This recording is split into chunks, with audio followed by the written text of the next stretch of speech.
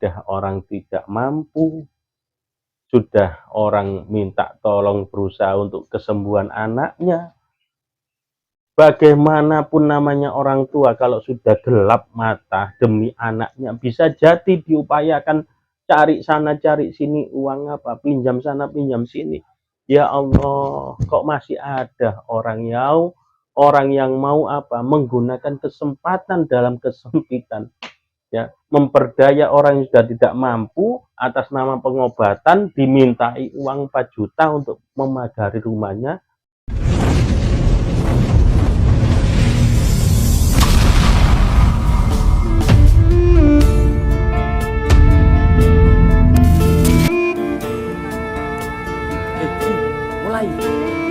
Mulai tak? Yuk, sip. Bismillahirrahmanirrahim. Assalamualaikum warahmatullahi wabarakatuh. Jangan lupa like, comment, and share, apalagi subscribe. Dukung terus channel kami Riza Manisi supaya kedepannya agar lebih baik lagi. Dan jangan lupa kritik dan saran di kolom komentar kami untuk membangun kedepannya. Terima kasih. Assalamualaikum warahmatullahi wabarakatuh.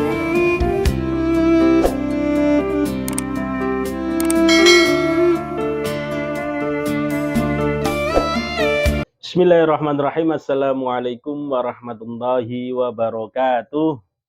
Alhamdulillah wa syukurillah, la haula wa la quwata illa billah. Asyhadu an la ilaha illallah wa asyhadu anna Muhammadar Rasulullah. Allahumma shalli ala sayyidina Muhammad wa ala alihi wa ashabi ajma'in, amma ba'du. Alhamdulillah, segala puji bagi Allah. Tidak ada kekuatan selain hanya milik Allah Subhanahu wa ta'ala. La haula wa la quwata illa billah.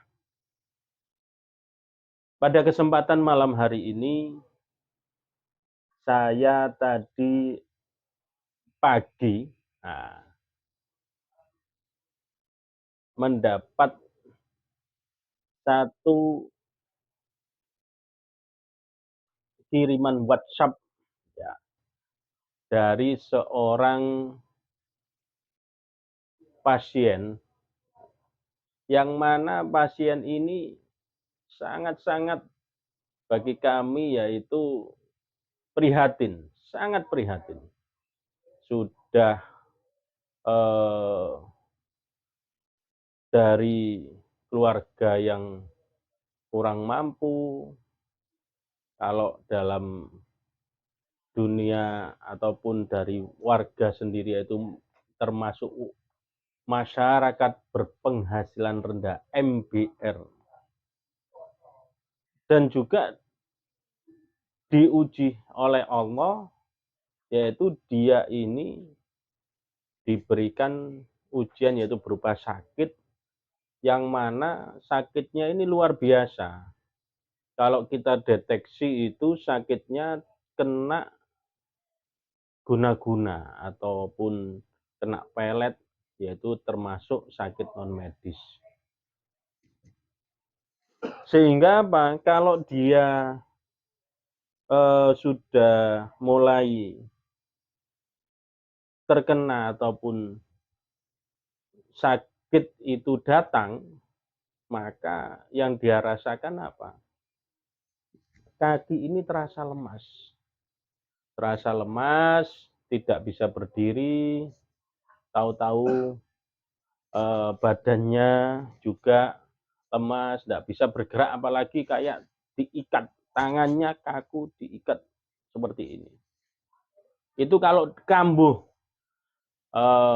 penyakitnya, yaitu dari penyakit yang dia alami. Sehingga ketika melakukan aktivitas kerja dimanapun, dia tahu-tahu kadang kerasukan. Nah ini jeleknya di sini. Jadi ceritanya itu cinta ditolak, dukun bertindak. Di saat dia dicintai oleh seseorang, tahu-tahu dia menolaknya. Walaupun itu menolaknya secara halus, mungkin sakit hati. Akhirnya dibuktikan, yaitu dengan cara-cara yang tidak baik untuk mendapatkan si perempuan ini. Nah, karena itu hati-hati bagi kalian yang masih single ataupun wanita, hati-hati dalam berbicara agar supaya kalaupun tidak senang dengan siapapun, jangan pernah menyakiti hatinya. Tetap harus menjaga hati ini supaya tidak tersakiti apabila dengan omongan-omongan kita. Saudaraku yang dirahmati oleh Allah, cerita ini akhirnya terjadilah perubahan dalam diri seorang perempuan tadi, wanita tadi. Akhirnya dia suka. Yang awalnya dia benci, akhirnya dia suka. Usut punya usut, ternyata dia sudah terkena apa? Guna-guna dari si laki-laki ini. Yang lebih dahsyatnya lagi yaitu dampak dari ini kalau umpama dia tidak datang menghampiri si laki-laki ini apabila sudah kambuh, maka dia akan kesurupan, kerasukan, kakinya lemah, badannya kaku, gemetar, kadang loncat-loncat, berdiri, naik, dan lain sebagainya, naik meja, naik kursi, seperti itu. Bahkan sudah keliling kemana-mana yang terjadi seperti itu dalam pengobatan ruqyah sekalipun. Sehingga apa? Banyak yang sudah angkat tangan dalam menangani si perempuan ini. Akhirnya kemarin ada dia dibawa pulang ke Surabaya, dipanggilkanlah seorang peruqyah. Nah, ini hati-hati. Seorang peruqyah yang dianggap dia bisa membantu keluarga ini oleh bapak ibunya dipanggillah datang ke rumah. Apa yang terjadi saudaraku yang dirahmati oleh Allah? Yaitu si anak ini tidak terjadi apa? Kesurupan. Si peruqyah ini, dukun abal-abal ini tadi apa ngomongnya? Hati-hati dengan anak ini. Anak ini sudah kerasukan, di dalamnya ada jin yang menguasai tubuhnya. Maka apa? Kakinya si perempuan ini dipencet segitu kerasnya sehingga merasa kesakitan, sakit, lepaskan sakit. Nah, ngomong sakit ini dalam keadaan sadar, tetapi apa? Diputar balikkan oleh dukun abal-abal ini tadi. Ya, apa? Yaitu jinnya kesakitan ini Pak, nggak apa-apa Pak, biarkan Pak, pegangi aja tangannya Pak. Ya, semakin dipencet. Nggak cukup hanya dipencet, dia menyalakan rokok, habis itu rokoknya dinyonyokkan ke kakinya si perempuan ini. Bayangkan coba, dia teriak panas, panas, panas, kaki saya panas. Biarkan Pak, ini yang panas yang saya bakar ini jinnya. Ini namanya goblok dari sini ya. Ya, ya akhirnya apa? Ketika teriak panas-panas kakinya panas, ini bukan kesurupan jinnya ini, tapi anak ini benar-benar kepanasan. Tapi yang terjadi apa? Inilah kalau ada dukun abal-abal, peruqyah asal manggil peruqyah, kasihan si anak ini korbannya. Ya sudah kepanasan, kesakitan kakinya, ngomongnya apa sih dukun abal-abal tadi? Yaitu biarkan Pak jinnya yang kepanasan. Kepanasan Pak, ini biar saya nyunjuk ini Pak kakinya. Ya kepanasan beneran. Inilah nanti kita lihat WhatsApp dari si perempuan ini masuk ke WA kami, sehingga ini akan kita gali agar supaya yang lain tidak terprosok ke lubang yang sama. Ini dia WhatsApp-nya.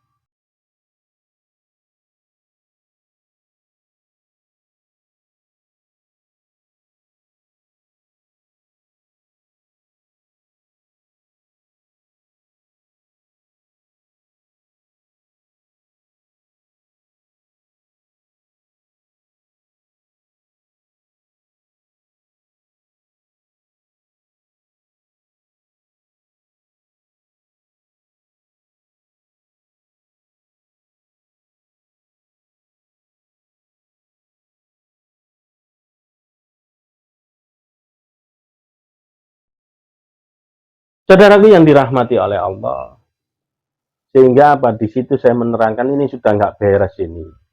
Ini dukun ini hanya mencari-cari, meyakinkan orang tuamu supaya bahwasanya di dalam diri kamu ini ada jinnya, padahal tidak ada. Yang teriak adalah hanya dirimu sendiri. Dan benar itu terjadi apa? Di akhir itu selesai, apa yang terjadi? Bicaralah dia dengan orang tuanya, si perempuan ini. Bapak, ini belum selesai, kalau memang mau tuntas, sediakan uang 4 juta, yaitu untuk apa? Untuk memagari rumah Bapak. 4 juta, bayangkan saudaraku yang dirahmati. Ya Allah, ya Allah, ya Allah. Kasihan, kasihan. Sudah orang tidak mampu, sudah orang minta tolong berusaha untuk kesembuhan anaknya. Bagaimanapun namanya orang tua kalau sudah gelap mata demi anaknya, bisa jadi diupayakan cari sana cari sini uang apa, pinjam sana pinjam sini.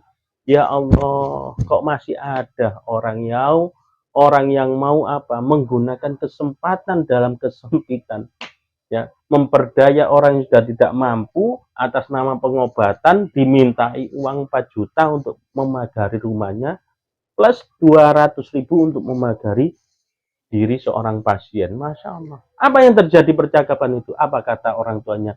Siap, Bapak, kita akan siapkan uang itu, nanti kita kabari kalau sudah ada uang itu. Bahkan keluarganya, adiknya pun mendukung. Supaya apa tujuannya? Supaya si anak perempuan ini supaya cepat terbebas dari hal-hal yang negatif. Ya Allah. Na'udzubillah summa na'udzubillah. Saudaraku yang dirahmati oleh Allah, jangan sampai ini terjadi pada diri kita semua. Terprosok pada dukun abal-abal, ru'ya yang hanya apa?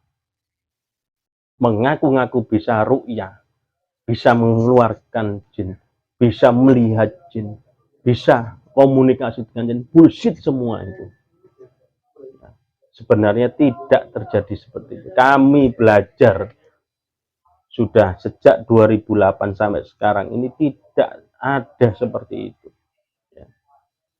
Ya urusan yang goib dengan goib, apalagi ada apa, nanti keluar paku, sudah pernah saya jelaskan. Nanti dari dalamnya keluar apa namanya, obeng, tang, gergaji, bullshit semua. Oleh karena itu, saudaraku yang dirahmati oleh Allah, ayo kita berhati-hati, bijak dalam menyikapi satu masalah, dan lebih cerdas lagi, tidak semudah percaya omongan orang. Ya. Nanti ada minta tolong orang, syaratnya ini, apa namanya, minta ini, minta itu, minta ini. Ujung-ujungnya apa? Sediakan uang 10 juta. 5 hari yang lalu saya juga dapat WA dari seorang pasien. Apa katanya? Nah ini kasus yang kedua. Seorang perempuan datang ingin berobat kepada seorang ustadz ataupun dukun abal-abal lah kalau saya bilang. Bukan ustadznya, terlalu keren namanya. Dukun abal-abal datang. Apa katanya? Ini kamu ditutup oleh seseorang sehingga auramu itu tertutup. Nah, untuk membuka auramu itu sediakan uang 10 juta. Maka nanti terbukalah auramu, jodohmu akan datang. Ya Allah, itu pun masuk kepada WhatsApp kami. Akhirnya kita respon, Ustadz, saya mau tanya apa benar saya di terawang orang. Nah ini, hati-hati dengan terawang menerawang ini. Hati-hati dengan terawang menerawang, saya jelaskan ini. Kadang apa, terawang menerawang ini 1 tambah 1 2. Asal ngomong kalau cocok jadi. Ini hati-hati. Ya. Ini banyak kasus. Ya. Kalau memang itu yang terjadi, ya Allah, akhirnya banyak korban yang akhirnya apa? Menyesal di kemudian hari, sudah habis uang, keluarkan uang, ya tidak ada perubahan dalam dirinya. Ya. Korban penipuan, pengobatan abal-abal, ru'ya abal-abal, dukun abal-abal, hati-hati. Oleh karena itu, satu pesan saya, ya, ada dalam sebuah hadis sahih disebutkan, yaitu ida usidal amru ila ghairi ahlihi fantadhiri sa'ah. Yang artinya apa? Jika urusan diserahkan bukan kepada ahlinya, maka tunggulah kehancurannya. Dalam artian apa, saudaraku yang dirahmati oleh Allah? Di dalam kehidupan kita, ini hanya ada dua penyakit, yaitu sakit non-medis dan sakit medis. Kalau itu kita deteksi sakit medis, maka hubungannya dengan obat-obatan dan kedokteran. Kalau itu sakitnya non-medis, maka hubungannya yaitu bisa kita cari seorang peruqyah yang benar-benar ahlinya. Carilah seorang peruqyah yang benar-benar menguasai ilmu ruqyah. Carilah seorang peruqyah untuk dapat mengeluarkan penyakit non-medis kita yang berkualitas, yang punya kapasitas dalam meruqyah. Sehingga apa? Jangan asal meminta tolong sama seseorang yang katanya itu bisa. Semuanya kalau tanya bisa, tapi belum tentu itu ahlinya. Jadi lebih baik apa? Kalau mencari seorang peruqyah, carilah yang memang apa? Dia benar-benar punya power, benar-benar memang ikhlas dalam membantu, bukan hanya sekedar ingin apa? Uang yang diinginkan dari seorang pasien. Ini yang harus dihindari. Semakin kita terperosok pada satu kesalahan, maka kita akan terperosok pada kesalahan-kesalahan berikutnya. Dalam artian apa? Sekali kita salah dalam memilih seorang peruqyah, maka tunggulah kehancuran. Harta kita akan habis. Sakit tidak akan pernah kunjung sembuh. Semakin parah, semakin parah, semakin parah. Ya, syarat-syarat sudah disediakan banyaknya, uang sudah kita penuhi, tanpa kunjung ada perubahan, maka tungguhlah nanti apa? Penyesalan dalam diri kita. Saudaraku yang dirahmati oleh Allah, inilah sebagai edukasi pembelajaran supaya kita lebih cerdas dalam meminta tolong pada siapapun seorang peruqyah, agar supaya kita tidak terjerumus kepada kesalahan-kesalahan yang sudah terjadi pada diri seseorang sebagai pembelajaran diri kita. Mungkin itu saja dari kami. Jangan lupa dukung terus channel YouTube kami Riza Manise agar menjadi pembelajaran untuk kita lebih cerdas, lebih cermat, dan juga lebih selektif dalam memilih siapa orang yang akan menjadi peruqyah di dalam kehidupan kita, dalam keluarga kita, agar tidak salah jalan, agar tidak salah memilih. Wallahul muwafiq ila aqwamit thoriq. Assalamualaikum warahmatullahi wabarakatuh.